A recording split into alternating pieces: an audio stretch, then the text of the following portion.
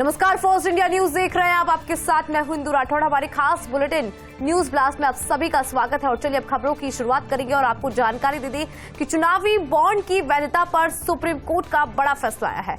चुनावी बॉन्ड पर supreme court ने आज से रोक लगाई। फैसला सुनाते हुए सीजेआई डीवाई चंद्रचूड़ ने कहा कि चुनावी बॉन्ड सूचना की अधिकारों का उल्लंघन, जनता को दलों की फंडिंग की जानकारी होनी चाहिए, बॉन्ड को ऐसी प्राइवेसी नहीं दी जा सकती। फैसले पर जजों की एक राय है। बड़ा चंदा गोपनीय रखना असंवैधानिक है। इसके साथ ही आगे कहा गया कि काले धन पर अंकुश लगने के लिए आरटीआई का उल्लंघन उचित नहीं है। गुप्त फंडिंग रिश्वत का जरिया बन सकती है। आईटी एक्ट संशोधन असंवैधानिक है। तो बड़ा फैसला सुप्रीम कोर्ट की तरफ से है और सुप्रीम कोर्ट ने क्या कहा वो भी हम आपको बता रहे हैं। आपको बता दें कि चुनावी बॉन्ड की वैधता पर सुप्रीम कोर्ट ने फैसला सुनाया है।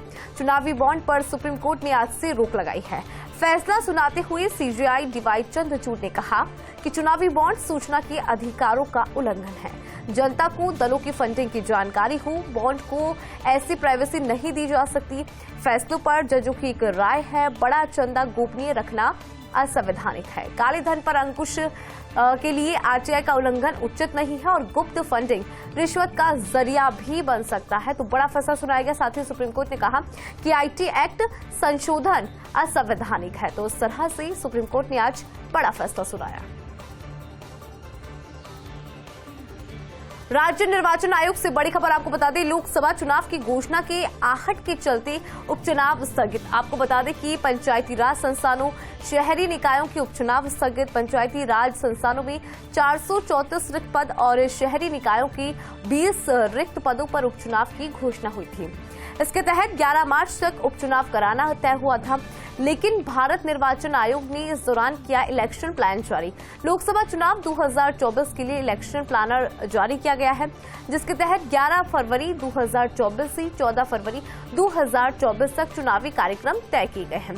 आपको बता दें कि जिला निर्वाचन अधिकारियों ने भी चुनाव कार्य से जुड़ी कर्मियों को इस कार्य में व्यवस्था की सूचना दी है। वहीं आयोग द्वारा जल्द लोकसभा चुनाव की आचार संहिता की जा सकती है लागू। ऐसे में राज्य निर्वाचन आयोग द्वारा 9 फरवरी 2024 को घोषित उपचुनाव स्थगित किए हैं। तो बड़ी जानकारी आपको दे रहे हैं। आपको बता दें कि जो उपचुनाव है उसको लेकर राज्य निर्वाचन आयोग की तरफ से बड़ी जानकारी निकलकर सामने आ रही है।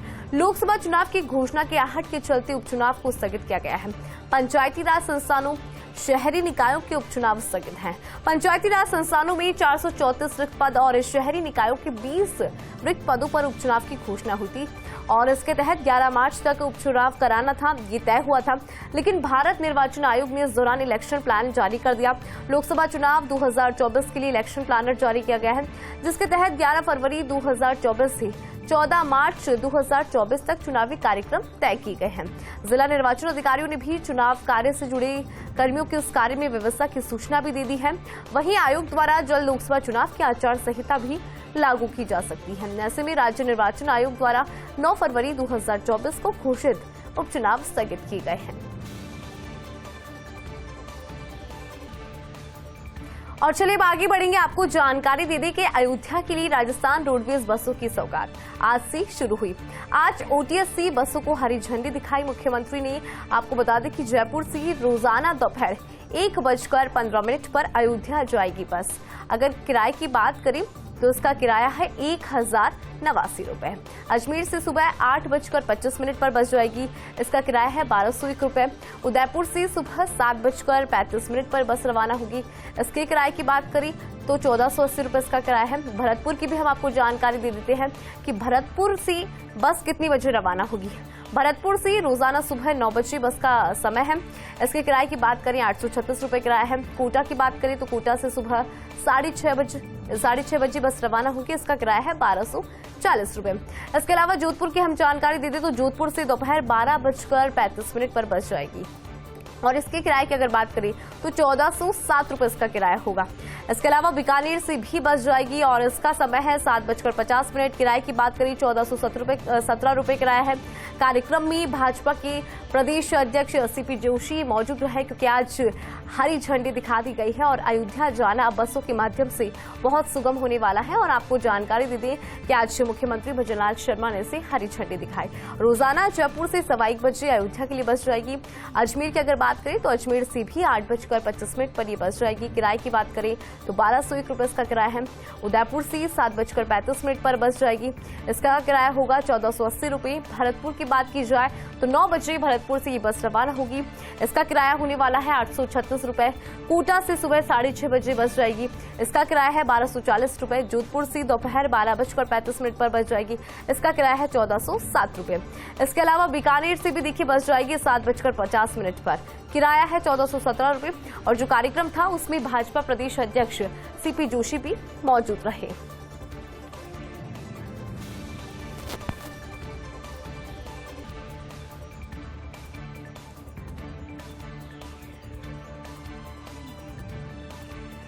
तो आपको जानकारी दे दें कि अयोध्या के लिए राजस्थान रोडवेज बसों की सौगात आज से शुरू हुई है। आज ओटीएस से बसों को हरी झंडी दिखाई मुख्यमंत्री भजनलाल शर्मा ने। जयपुर से अयोध्या धाम के लिए बसों को रवाना किया। मुख्यमंत्री भजनलाल शर्मा ने बसों को हरी झंडी दिखाकर रवाना किया और कहा कि बस में यात्रा के लिए जा रही सभी माता बहनों को मैं नमन करता हूं। 1 तारीख से हवाई सेवा प्रारंभ कर दी है और आज सभी संभागों से बस की रवानगी हो रही है।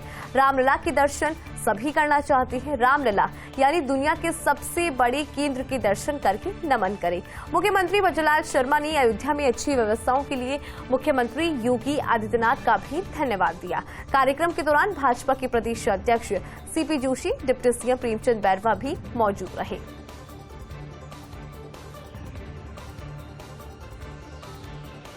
तो देखिए, जयपुर से अयोध्या के लिए बसों को रवाना किया गया। मुख्यमंत्री भजनलाल शर्मा ने बसों को हरी झंडी दिखाकर रवाना किया, साथ ही माता और बहनों को भी नमन किया। मुख्यमंत्री ने कहा, बस में यात्रा के लिए जा रही सभी माता और बहनों को मैं नमन करता हूं। 1 तारीख से हवाई सेवा प्रारंभ कर दी गई है और आज सभी संभागों से बसों की रवानगी हुई। रामलला के दर्शन हर कोई करना चाहता है, हर कोई चाहता है कि रामलला के दर्शन उन्हें हो, उनका आशीर्वाद मिले। रामलला यानी कि दुनिया के सबसे बड़े केंद्र के दर्शन करके उन्हें नमन करना।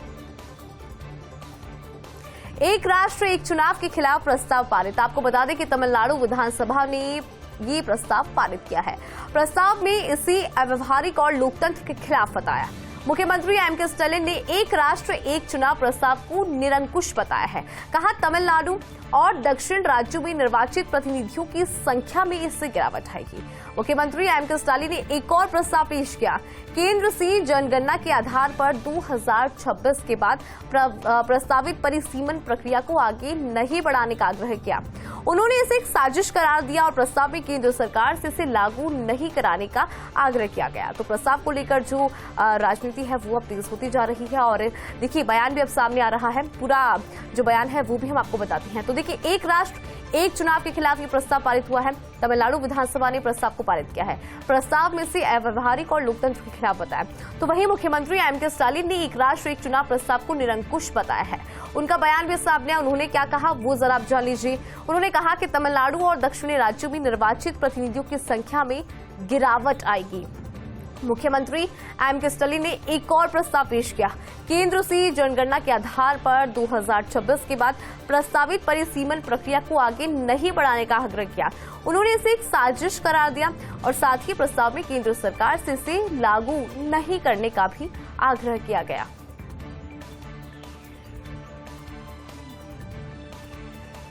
और चलिए आगे बढ़ेंगे। आपको बता दें कि 11 आईएएस इंडक्शन ट्रेनिंग प्रोग्राम में जाएंगे मसूरी।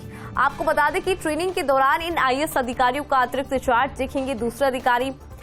आईएएस विश्राम मीना के पद का अतिरिक्त चार्ज देखेंगी बाबूलाल गोयल।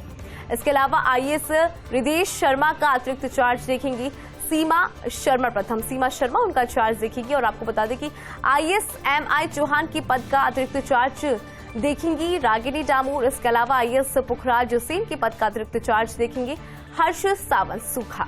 आपको जानकारी दे दें कि आईएएस प्रियंका गोस्वामी के पद का अतिरिक्त चार्ज देखेंगे जितेंद्र सोनी। इसके अलावा आईएएस अरुण गर्ग के पद का अतिरिक्त चार्ज देखेंगे नकाती शिव प्रसाद मदन। और आपको ये भी जानकारी दे दें कि आईएएस संचिता बिश्नोई के पद का अतिरिक्त चार्ज देखेंगे जुगल किशोर मीणा। इसके अलावा आपको ये भी बता दें कि आईएएस नारायण सिंह के पद का अतिरिक्त चार्ज देखेंगे अंजू वर्मा। तो वहीं आईएएस किशोर कुमार के पद का अतिरिक्त चार्ज देखेंगे विनीता सिंह और हर सहाय मीणा। तो वहीं आपको ये भी बता दें कि आईएएस वासुदेव मालावत के पद का अतिरिक्त चार्ज देखेंगी प्रज्ञा केवल प्रमाणी। और देखिए अब अतिरिक्त चार्ज की जिम्मेदारी मिली है, तो वो नाम भी हम बता रहे हैं जिनको ये जिम्मेदारियां दी गई हैं। 11 आईएएस इंडक्शन ट्रेनिंग प्रोग्राम में मसूरी जाएंगे। ट्रेनिंग के दौरान इन आईएएस अधिकारियों का अतिरिक्त चार्ज देखेंगे दूसरे अधिकारी। जो दूसरे अधिकारी हैं उनको अतिरिक्त चार्ज का जिम्मा सौंपा जाएगा। और देखिए आईएएस विश्राम मीणा की बात करें तो उनके पद का अतिरिक्त चार्ज बाबूलाल गोयल देखेंगे। रिदेश शर्मा जो कि आईएएस है उनका अतिरिक्त चार्ज देखेंगे सीमा शर्मा। इसके अलावा आईएएस एमआई चौहान के पद का अतिरिक्त चार्ज देखेंगी रागिनी डामोर। आईएएस पुखराज सेन के पद का अतिरिक्त चार्ज हर्ष सावंत देखेंगे। आईएएस प्रियंका गोस्वामी के पद की अगर बात की जाए तो उनका अतिरिक्त चार्ज जितेंद्र सोनी देखेंगे। आईएएस अरुणकर की बात की जाए तो उनके पद का अतिरिक्त चार्ज नकातिश प्रसाद मदन देखेंगे। आईएएस संचिता विश्नोई के पद का अतिरिक्त चार्ज देखेंगे जुगल किशोर मीणा। ये वो नाम है जो उनका अतिरिक्त चार्ज देखेंगे। अब देखिए आईएएस नारायण सिंह की बात करें तो उनके पद का अतिरिक्त चार्ज देखेंगे अंजू वर्मा। आईएएस किशोर कुमार के पद का अतिरिक्त चार्ज देखेंगे विनीता सिंह और हरसहाय मीणा। आईएएस वासुदेव मालावत का पद का अतिरिक्त चार्ज देखेंगी प्रज्ञा केवल रमानी। और चलिए अब आगे बढ़ेंगे। आपको बता दें कि जैसलमेर की थार की रेगिस्तान में फिर गूंजी नाग मिसाइल। नाग मिसाइल के एडवांस वर्जन का सफल परीक्षण हुआ है। आपको बता दें कि पोखरण फील्ड फायरिंग रेंज में सफल परीक्षण हुआ है। सैन्य शस्त्र परीक्षण का फिर साक्षी बना है जैसलमेर। 15 किलोमीटर तक जमीन से जमीन पर मार सकती है नाग मिसाइल। तो वहीं आपको जानकारी दे दें कि 3 से 7 किलोमीटर दूर खड़े दुश्मन को 230 मीटर प्रति सेकंड की रफ्तार से ये तबाह करती है। सटीकता से लक्ष्य भेदने पर इसे फायर एंड फॉरगेट कहा जाता है। आपको बता दें कि 42 किलो वजनी और 6 फीट और 3 इंच लंबी ये मिसाइल है। रण क्षेत्र में सैनिक शत्रु की टैंक को देखने के बाद उन्हें तबाह करने के लिए नाग मिसाइल ही काफी है। अगर बात करें इस नाग मिसाइल की और क्या कुछ इसमें एडवांस है तो वो भी जरा आप जान लीजिए, क्योंकि जैसलमेर की थार की रेगिस्तान में फिर से नाग मिसाइल गूंजी है। नाग मिसाइल के एडवांस वर्जन का सफल परीक्षण हुआ। पोखरण फील्ड फायरिंग रेंज में इसका सफल परीक्षण किया गया है। सैन्य शस्त्र परीक्षण का फिर से साक्षी बना है जैसलमेर। 5 किलोमीटर तक जमीन से जमीन पर मार सकती है ये नाग मिसाइल। 3 से 7 किलोमीटर पर अगर दुश्मन खड़ा है तो 230 मीटर प्रति सेकंड की रफ्तार से उसे तबाह कर सकती है ये मिसाइल। सटीकता से लक्ष्य भेदने पर इसे कहा जाता है फायर एंड फॉरगेट। इसके अलावा 42 किलो वजनी है, 6 फीट 3 इंच लंबी है और रण क्षेत्र में सैनिक शत्रु की टैंक को देखने के बाद उन्हें तबाह करने के लिए काफी है ये नाग मिसाइल। अब बढ़ेगी रेलवे की स्पीड और कई रूट्स पर चरणबद्ध तरीके से बढ़ाई जाएगी स्पीड। आपको जानकारी दे दें कि रेवाड़ी पालनपुर सेक्शन पर ट्रेनों की स्पीड बढ़ाने की कवायद तेज हो चुकी है। स्पीड 110 है जिससे बढ़ाकर 130 किलोमीटर रफ्तार से दौड़ाया जाएगा। इसके ऊपर अभी चल रहा है। और आपको बता दें कि अल्हा हजरत दयोदय एक्सप्रेस सहित 38 ट्रेनें दौड़ेगी 130 की रफ्तार से। सभी के शेड्यूल में अब 10 से 30 मिनट तक का जो बदलाव है वो होगा, यानी कि बदलाव की राह पर अब चल चुकी है। अब आपको जानकारी दे दें क्योंकि रेलवे की स्पीड कई रूट्स पर चरणबद्ध है, उनको बढ़ाया जाएगा, तरीके से बढ़ाया जाएगा स्पीड को। रेवाड़ी पालनपुर सेक्शन पर ट्रेनों की स्पीड बढ़ाने की कवायद तेज हो चुकी है। स्पीड की अगर बात करें कि कितनी स्पीड यहाँ पर बढ़ेगी तो वो भी जरा आप जान लीजिए। अभी की हम बात करें तो 110 है स्पीड और इससे बढ़ाकर 130 किलोमीटर रफ्तार से किया जाएगा। इसके अलावा आप देखिए अल्हा हजरत दयोदय एक्सप्रेस सहित 38 ट्रेनें जो है 130 की रफ्तार से दौड़ेगी। सभी के शेड्यूल में 10 से 30 मिनट तक का जो बदलाव है वो किया जाएगा। आखिरकार अजय माकन जा रही हैं राज्यसभा। जी हां, अजय माकन जा रही हैं राज्यसभा। कर्नाटक से राज्यसभा के मैदान में उतर रही माकन 2 साल पहले भी हरियाणा से माकन ने नामांकन भरा था। हालांकि उस वक्त क्रॉस वोटिंग के शिकार हो गए थे और राज्यसभा सांसद बनते बनते रह गए थे माकन। एक वोट रद्द होने की वजह से जीती हुई बाजी हार गए थे माकन। हालांकि इस बार कर्नाटक से आसान होगी उनकी राह।